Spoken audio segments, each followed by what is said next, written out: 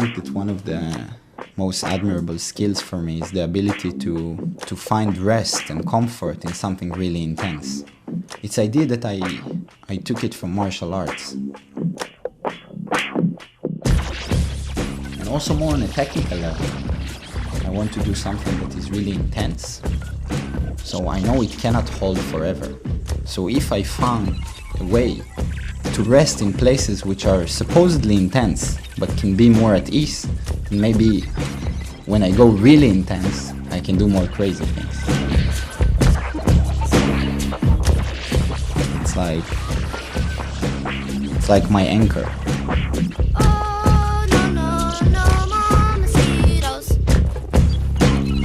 My home.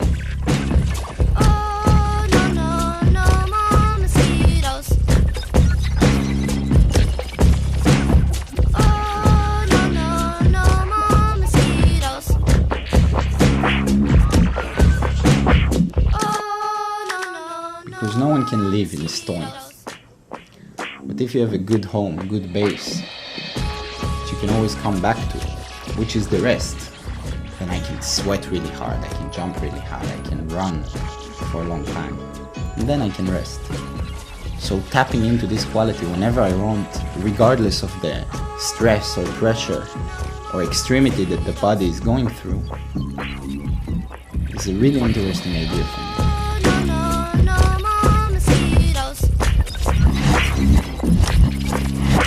I don't think that there's something special in my creative process. I think that I'm very curious.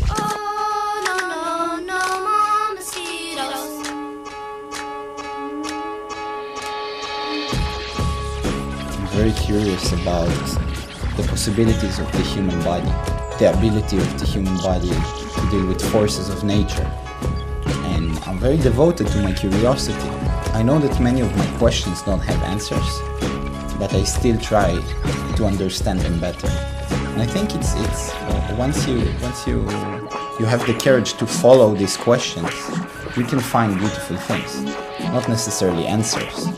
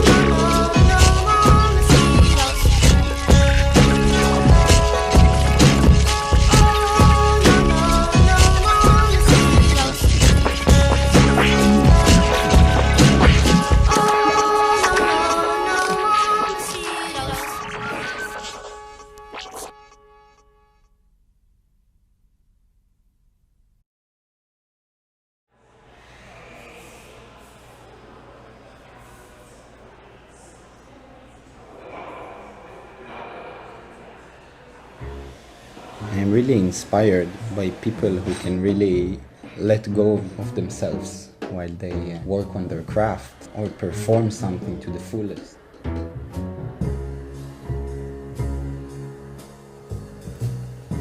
Regardless if it's something that's daily or artistic or difficult or easy, as long as it's something that, as if someone gets completely burned in the action, it's inspiring for me. And it can really be anything. It can be a gardener, a taxi driver, even a janitor. And I think it's something very rare in our culture to get completely burned in an action, to do something to the fullest. I think our life today is very safe, and also it's very confused. This is why the samurai culture is such a big inspiration for me. All the stories about these people who completely devoted their lives, sometimes into a single action. I think it's great. It's a great human achievement to devote yourself fully into a moment.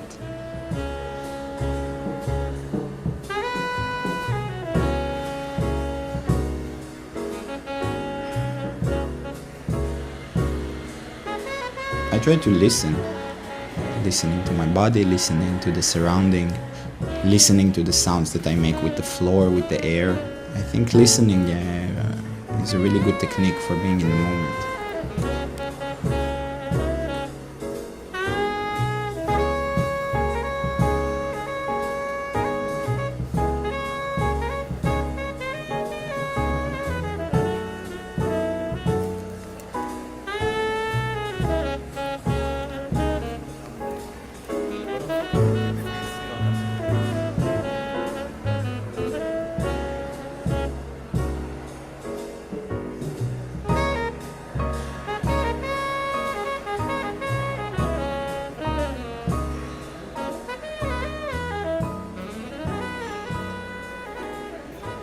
I think life is awkward.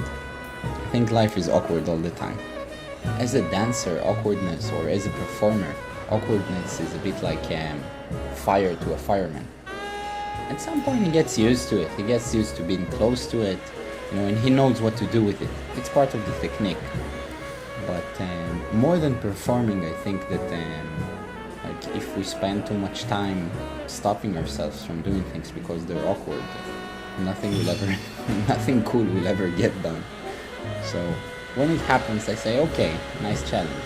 This is an awkward moment. Let's see what we can do with this. Let's see if we can find something cool there, something beautiful.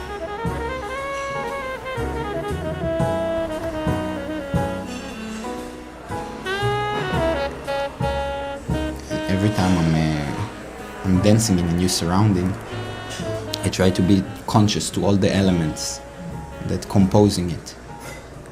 The sense of the floor, how hard it is, the aesthetics of what's around me, if there's people.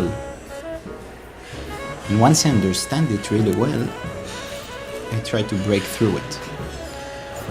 It's like all of the information around me is the rules. It's creating some kind of a structure. And then I try to learn this structure as fast as possible. And then break through it. Find the loopholes, the possibilities to go into the matrix. If it's a hard floor, how can I make it soft? If there's people, how can I act as if I'm the only one in the space? If I see buildings around me, I try to imagine nature.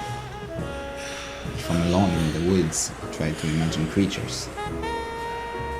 It takes me to a very special place. Then I'm not depending on the information, on the surrounding. I know it so well that I can deconstruct it.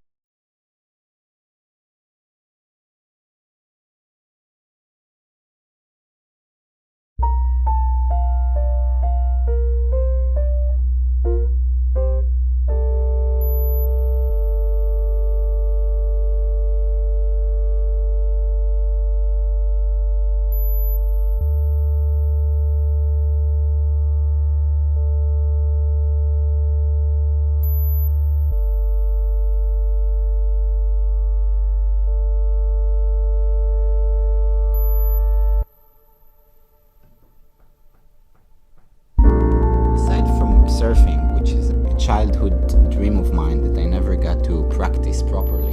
I always liked the aesthetics of waves. In Zen training, there's one riddle that they ask the young students: can you make a difference between the ocean and the waves?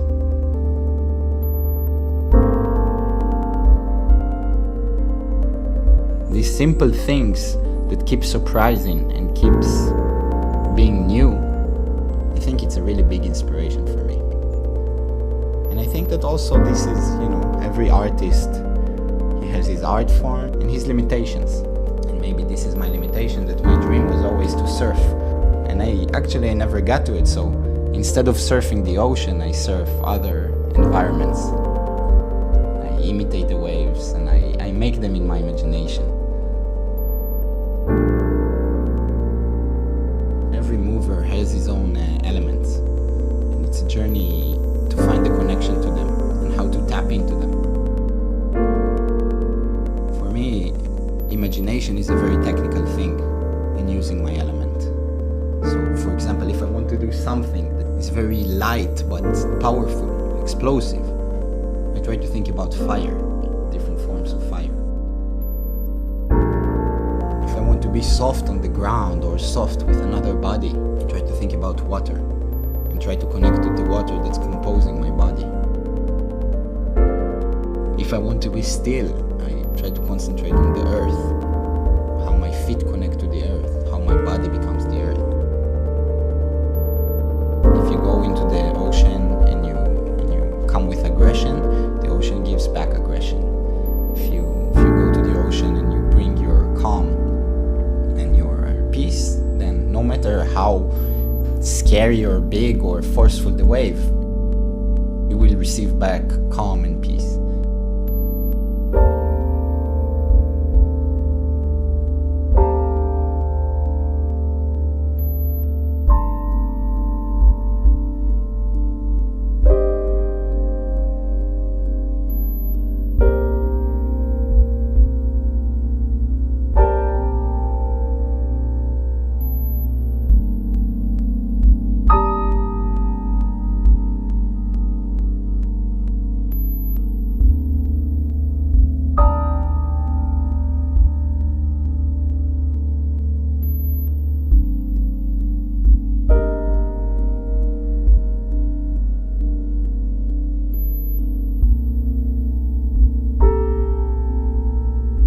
So I think that this is something I try to practice in movement. Okay, what can I bring into it? And then just, flowing with what I receive back.